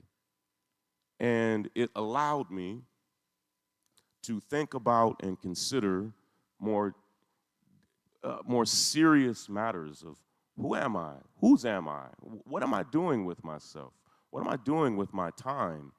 And it was in that new silence that I had the space to really consider what the rest of my life would look like. And so, no, did Meta mean it? Did Meta want me to become a Muslim? No. Did they ban me so that I would embrace Islam? Of course not. But that's what happened. And I'm at the point now where I'm even grateful that it happened. Because if it played even a fragment, a small part in me eventually embracing Islam, then I'm glad it happened. And I have found it difficult after all of those years being a pastor and being a preacher, and I preached as a Christian all over the world since I was a teenage boy, hundreds and hundreds of times, thousands of times. And there are so many, I have found it difficult to keep that promise to Sheikh Omar. And one of the things that he gave me permission to do was, of course, I am learning and reading and studying, but I have studied and I've kind of thrown my heart and soul and time into studying hadiths and studying the seerah. And every day that I study these hadiths and study the seerah, every day is so beautiful. And the best way I could compare how I feel when I get to study these things, when I believe them, and when I get to study them, it would be the equivalent if any one of you found out tomorrow that there was an authentic book of hadiths that had never been discovered before, and say it had hundreds of hadiths, and every scholar said these are authentic, and say half of them were very familiar and made sense to you, but say half of them were surprising and unique and insightful and applied to your life. That's me every single day. It's like I have discovered new hadiths. They're new to me. And had I become a Muslim at 16 or 17, I wouldn't get the thrill of being a reader, a 45-year-old that's been to college, that's been to grad school. I wouldn't have the thrill that I have now of being able to open them up and read them and understand them and see how they apply to me and to you. And I don't know if it works this way for you, but there are times where I learn hadiths and I get excited about what the message is, and then when I consider how it applies to me, I get nervous. When I was a pastor, I preached a sermon series about a very popular Christian phrase that people would say. People would say, as a bit of a crutch, they would say, God knows my heart. Like, so they wouldn't do the things they needed to be doing with their life, but they would say, but God knows my heart. And I would hear this phrase all the time. And at first, I would hear that phrase and I understood it. And I wouldn't say that I liked it, but I understood it. But then I started thinking about God knowing my heart, and it made me very nervous. It's like, no. Yes, I guess maybe it's cool that God knows your heart, but your heart is probably not as clean as you think it is. It's not as pure as you think it is. And so this idea that God knows your heart, and that means you don't even have to do the things you're supposed to do, is foolish. That God does know our heart, and that concerns me. God knows us. And as I have tried day in and day out to dedicate myself to learning and growing, as I learn these hadiths, I'm excited they exist, but I'm operating under a principle that I think most of you probably operate under as well, that Allah only holds us accountable for what we know. And when you don't actually know something, Allah will not hold you accountable for what you don't know. If it's willful ignorance, then that's a different discussion. But Allah does hold us accountable for what we know. And I would learn these wonderful hadiths and be so excited that in our faith, these sayings and phrases and thoughts exist. And then as I thought about how they applied to me and to you, it made me nervous. I want to share just a few of those hadiths, if that's okay with you, and share my perspective and thought on them as it applies to Gaza. I'm grateful to Allah that I posted some of these videos on my TikTok. I'm almost embarrassed of saying that I have a TikTok, but this is that's Meta's fault. Meta did that. That's Meta's fault that I'm on TikTok now. But I posted these videos of Uncle Khalid, the grandfather of Reem, and he and I sent videos back and forth to each other, and he was one of the first people that I got to tell privately that, because before I took Shahada, I'd made a decision that my wife and I both made decisions that we were going to embrace Islam and that this would be the path for our lives. And Sheikh Omar said, Shaun, and it was a wonderful, beautiful idea. He said, Shaun, why don't you tell any of the sisters and brothers in Gaza that have had an impact on you, why don't you tell them now? He said, I'm sure they would love the news. And so I got a chance to tell Khalid the impact that he had on me. He recorded the sweetest video when I was banned from Instagram. I had been begging him for months and months to get an Instagram, and which he thought was like the dumbest idea. And he eventually did it, and we were so proud, and I am so proud because he was so good at it. He had no idea how cool it was when he would post videos of him with cats, like that's actually a thing all over the world that people love. He was a natural in so many ways, and I'm so grateful to Allah that I had a chance to even interact with him and thank him, and to thank so many sisters and brothers who helped me along the way. Many men and women that I had a chance to thank have since been killed, including just this past week. Many men and women that I told them I love them have been killed. Sisters and brothers who shared with me their heart, their struggle, their pain, their hopes, their dreams have been killed. And I don't think it hurts any less today that we are now going on 500 days into this. I think it hurts even more that it's continuing. And when I learned the hadith, that when you see injustice, confronted with your hands, and if that fails, confronted with your tongue or your words, and if that fails, at least feel it in your heart. And some people stop there, but it has like a half a sentence to go. At least feel it in your heart. The Prophet, peace be upon him, said, which is the weakest of all the three. When I first saw that, I was so excited that our Prophet, peace be upon him, cared so deeply about injustice, the thing that I have given my entire life to fighting against.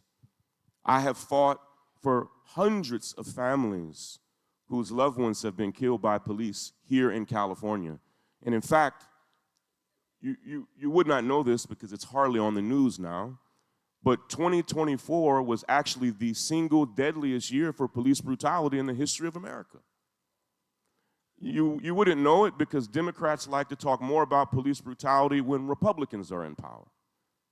But 3 of the 4 deadliest years ever measured of police brutality have been under Democratic administrations. Almost all cases of police brutality happen in cities with Democratic mayors, in states with Democratic governors.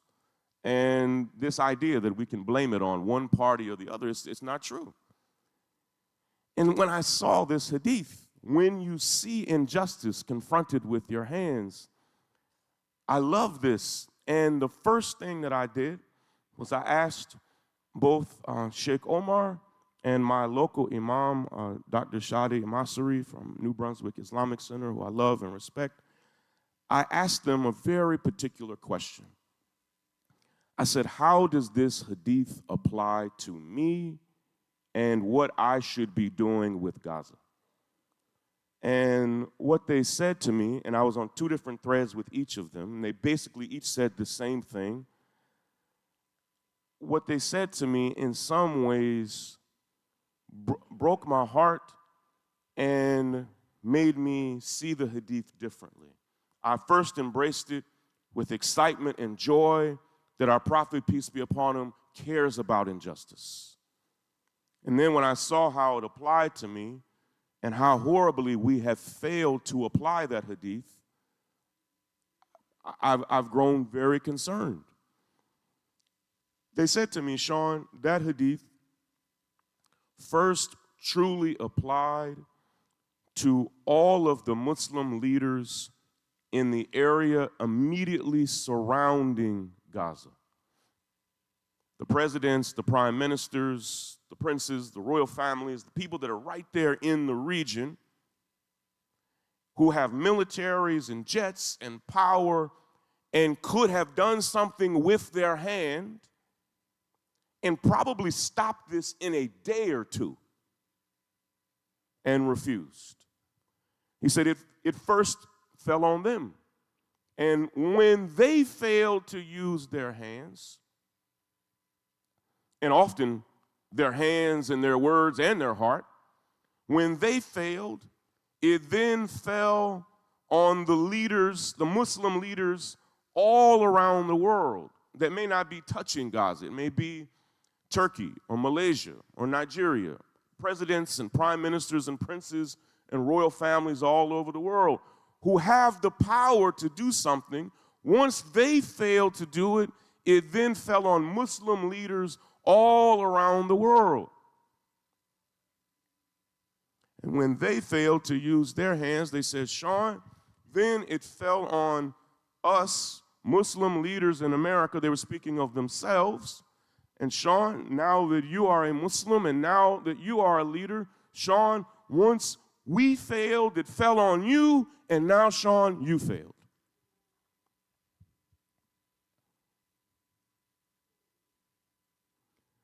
That's new to me because I don't say this. If I say this with pride, may Allah forgive me. Since I've been a teenager, when people have asked for my help, I've shown up. All over the world. There are at least 50 people in prison right now, primarily because of me. Of police officers, lieutenants, white supremacists, neo-Nazis, people I tracked down and fought and held accountable.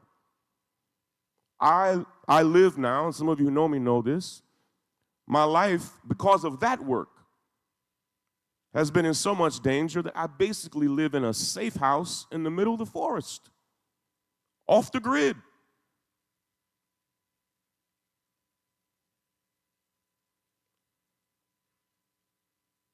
I am struggling with this idea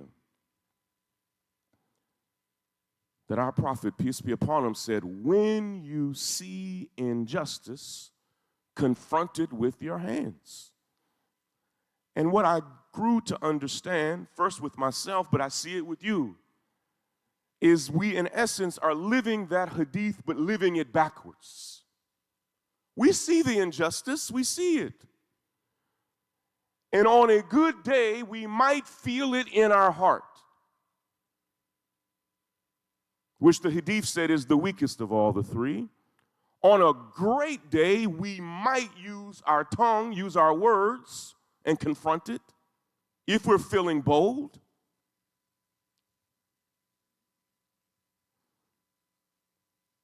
But in so many ways, most of us are so terrified of what we could do with our hands.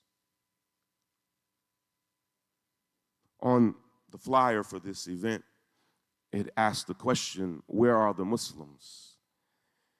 And that's not my question, but it's a painful question that I have now heard asked at least 100 times on viral videos from children in Gaza, from mothers, fathers, elders, who have looked into the camera, sometimes only with the remains of their children in their arms. And the first time I heard this, I was not a Muslim. It was October of 2023. I had made a decision. It's a terrible habit, and I've talked about this publicly, so I'm not ashamed to say this, but I have an obsessive personality, and when I dedicate myself to a cause, I can't let go of it. When the family of Ahmaud Arbery, a young black man who was lynched in South Georgia, when his mother, Wanda, who's become like a sister to me, his dear mother, Wanda, the pandemic had just started when Ahmaud had been killed. She had emailed me for a month telling me that her son, it was not viral, it was not on the news, and she didn't even really quite know what happened. She just knew that her son, who was a standout athlete in high school and went running and jogging every morning, she just knew he went jogging one morning and never came back, and that police came to her home and said that he had robbed a house, and people saw him robbing the house and they killed him. And I've told her this, I'm ashamed to say this, but on any given day, I get hundreds of emails like that of people who've experienced some injustice, they can't quite explain it, but they just need help. And if all I did was just reply to each email, that would be all I do. And so I saw her email and I read it and I saw it and I read it.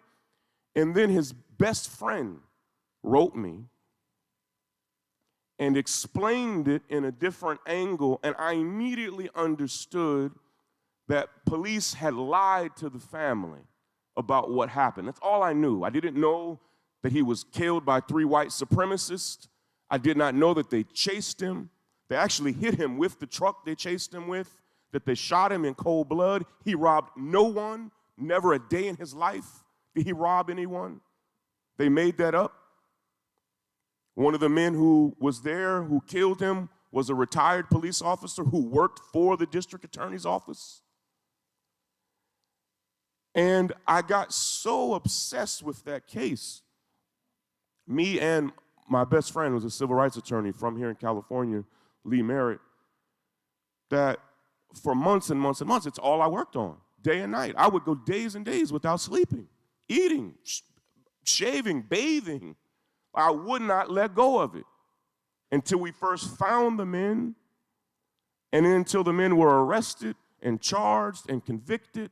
And we saw that thing all the way through. And even then, it never quite felt like justice. Justice would be that man being alive. Justice is like balancing the scales. The scales aren't balanced.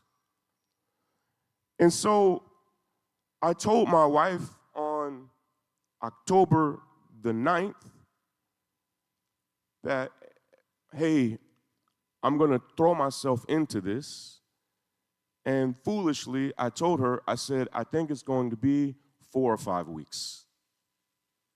And Sheikh Omar, he and I thought the same thing. And around October 20th, I saw a video and someone had put captions on there. And it was a live feed on Al Jazeera. And a Palestinian grandmother, I'm imagining now that this moment took great courage for her. She literally, like imagine what it would take for you to do what she just did.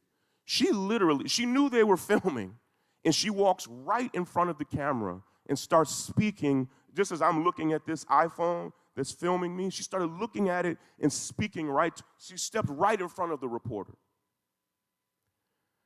And she's hysterical, and she's crying. And I noticed something in her hand that I have since seen many times, but at that point in my life, I had never seen such a thing. And I thought I had seen everything up to that point. I've had to participate in autopsies.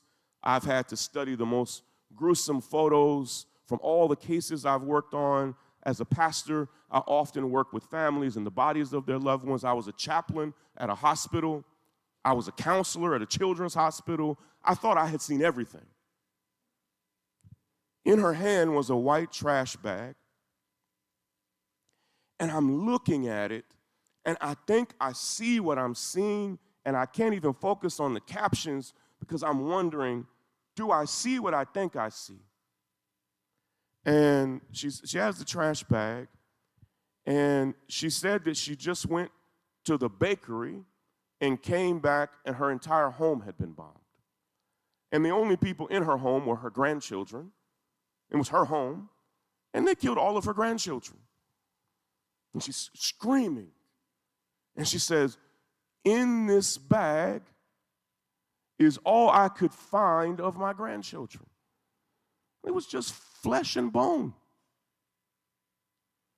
And she looked right at the camera, and she said 3 things. She looked at the camera, and she said, where are the Arabs? This is what she said. And I remember thinking to myself, I'm not Arab. And I thought, yeah, where are the Arabs? I'm just being transparent with this, what I thought. And then she said, where are the Muslims? Muslims, where are you? We need you. Where are you? And I thought, where are the Muslims? I'm not a Muslim. And then she said something that I found strange. She looked at the camera, and she chose one man. She said, Erdogan, this is the president of Turkey. She said, Erdogan, where are you? She said, I've loved you my whole life. She said, I loved you before you were president, before you were mayor. I knew you when you were an activist. She said, we need you. Where are you? And then she said something that cut. She said, the main reason the Muslim world loves you is they think you love us. And she said, if you love us, come, we need you. The genocide had been going on for 2 weeks. Sister Shireen heard me say this before. 3 weeks later, I saw a young sister. I've searched for this video. Several people sent it to me. Again, at the time, this may be early November, I was still thinking this thing's not going to last much longer. And she may have been a teenager, and she spoke English. And by that time, I was maybe the most viral person in the United States and even around the world at the time speaking about Gaza. And she said, now that Shaun King sees us, I think we'll be okay.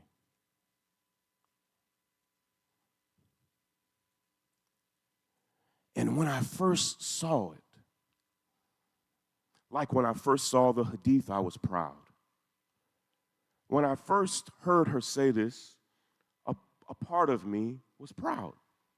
Not that I thought I could end this, but I was proud that someone saw me and thought I could make a difference. Week after week after week and month after month after month, that video began to weigh on me like a gorilla on my back. And I went to Istanbul this summer where I met many of you. And I decided that I was going to film a video at the Hagia Sophia Mosque. It's just a beautiful, beautiful place. And I felt a strange kinship to this place because I almost, in a way, felt that my biography matched with the biography of that masjid. I was not a born Christian. In my house, my mother was not very religious. And at one time, the land that the Hagia Sophia Mosque is on, it was a pagan land. And then it became a church.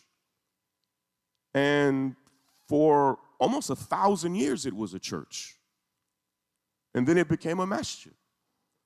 And when I first walked into there, immediately that thought came to mind that I never thought of myself as a pagan, but I was once a non-believer. I didn't believe anything. I became a Christian. Then I embraced Islam, like this place. And I had made up in my mind that I was going to go into the Hagia Sophia Mosque. This is so arrogant of me. And I was going to record a video I was going to tell the story of that Palestinian grandmother. And I was going to ask Erdogan when he was going to answer her. And I found a place to sit down on the floor of the masjid. It was probably midnight. I'd been at the masjid for 8 or 9 hours.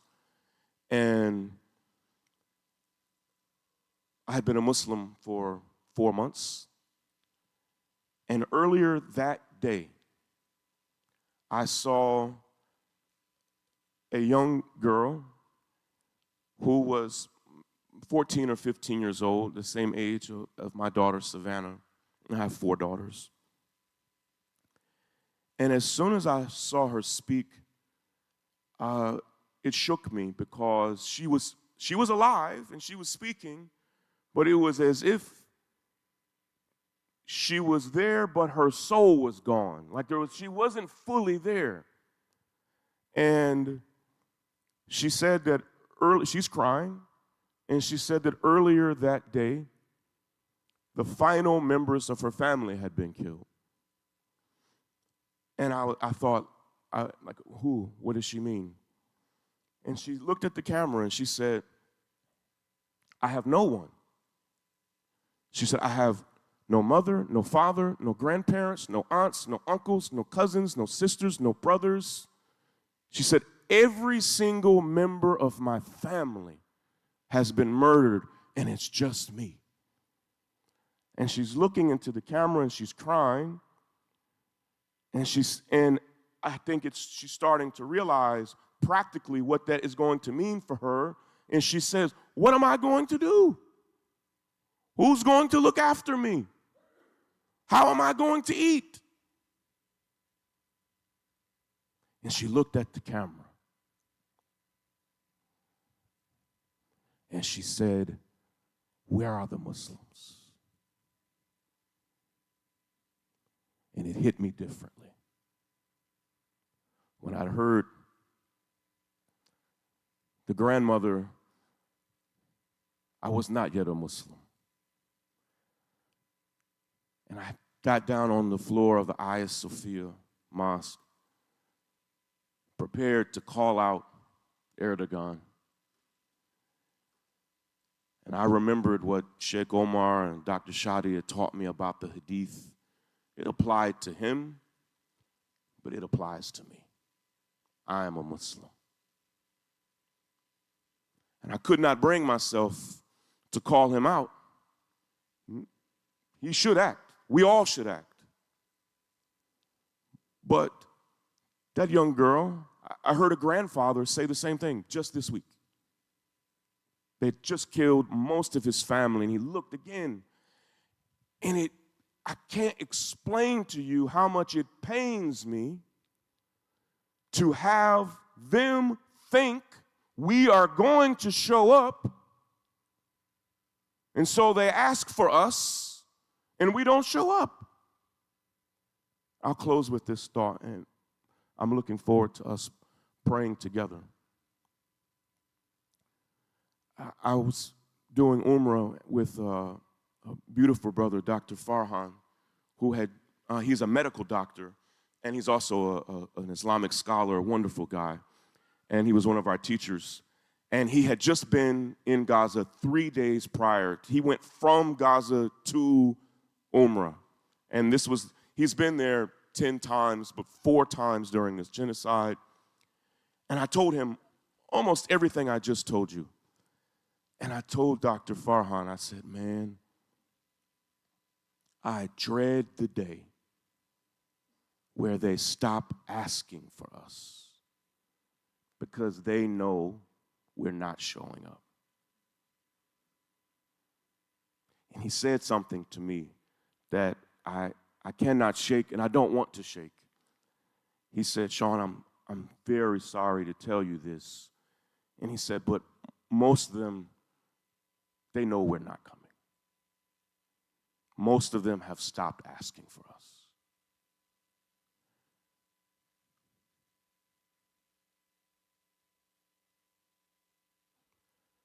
I find that shameful.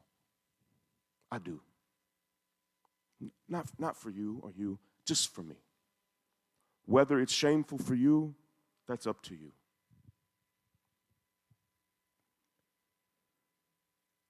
I am confused because when I learned the hadiths, our prophet, peace be upon him, he showed up.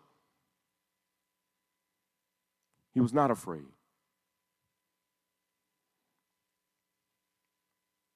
They fought in battle. They used their hands. That hadith came from his mouth. When you see injustice, confront it with your hands. But we are so afraid. And the final hadith that I will very quickly just mention, he was speaking to his companions and he said to them that, and Sister Shireen had a slight reference to it in her brilliant talk with us, that the enemies of Muslims around the world will dine on us like we are food at the table. And we don't know the companions that were there, but I'm imagining who was there. And the immediate question to them, at the time there were around 200,000 Muslims, was, hold on, will we be so few in number? Will there be so few Muslims that people will just destroy us like this? And our prophet, peace be upon him, said, no, there will be more Muslims than you can count. Try counting to 2 billion. That's more Muslims than you can count. None of us, if this sweet young boy today started counting to 2 billion, he would have to live for 1,000 years before he got to it. And that would be a very boring life, which we would not want for you. And okay, there was a smile. I told him earlier I would make him smile, and he smiled. My day is good. He said, no, there'll be more Muslims than you can count. He said, instead, there will be weakness in our hearts, and we will love this world so much and have so much fear of death that our enemies will have no fear of us. And that to them, and this should make a lot of sense to people that live in Orange County, he said, to our enemies, we will be like foam on the ocean. If you've ever been in the ocean, ocean foam is nothing. It's a nuisance. A baby can brush foam in the ocean away with their arm. Any child here could brush it away. It is about as powerless as anything in the ocean. And as I considered it, as I close,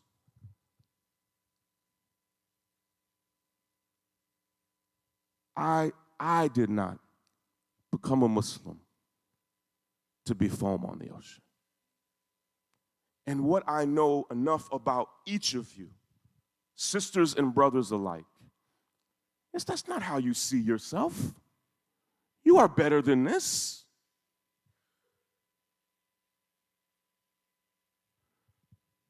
But I agree with what's been said. I think we have to change in deep, profound ways so that we can be who Allah desires us to be. I wish I had more time, and I wish that as American Muslims, we were not so afraid to speak truth that there are 100 things I would like to say, but I can't because I don't want the FBI coming to this masjid.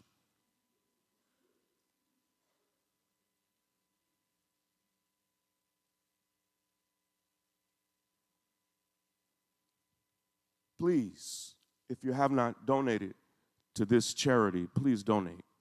I literally sent sisters and brothers in Gaza who risked their life to do this to check on their work, to make sure it was what they said it was, and it is what they say it is. They do phenomenal work. I would not stand by it, and I would not raise funds for it if I did not believe in it. There are many good charities doing good work, but thank you to all of you who donated, and if you have not yet donated, please do so. Inshallah, I would love to be back here again with you all. Let's pray together. Assalamu alaikum.